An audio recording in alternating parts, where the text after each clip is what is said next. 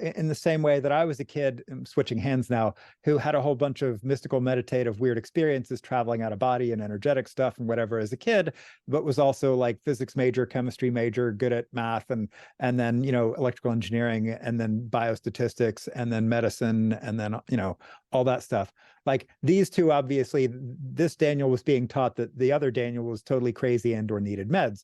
Right. But that I knew that some of the most important transformations and positive things that had ever happened to me came out of my meditative and spiritual practice. Though there were some real challenges as well, none of which were well understood or categorized or related to by the clinical mainstream. And so very well said. Yeah. What you just did. That's very clear. And I'm just you're welcome. I'm just underlining for our audience this mystical and this scientific background of yours running parallel. So you are an example of the need to have thesis and thesis antithesis synthesized, so that you can walk around on Earth without feeling too crazy.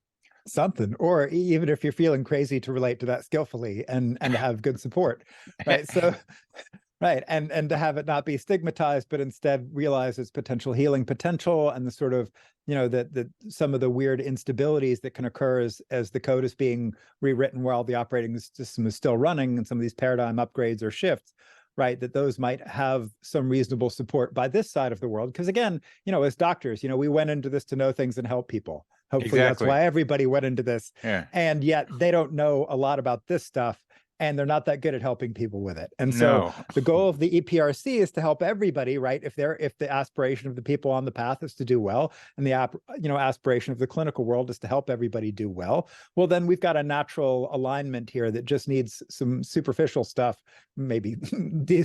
Right, superficial, it, right? Yeah, exactly. Sorry, but I chuckle at my own, right? But I think you're right. It's not superficial; it's fundamental things to bring them together.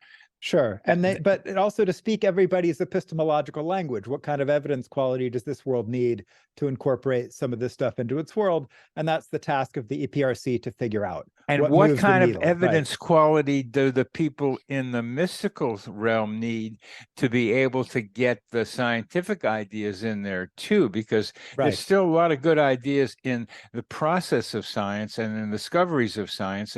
And I see meaningful coincidences as part of the scientific exploration that's based on curiosity and wonder. It's where and then checking it out. That's all. Which is science at its best.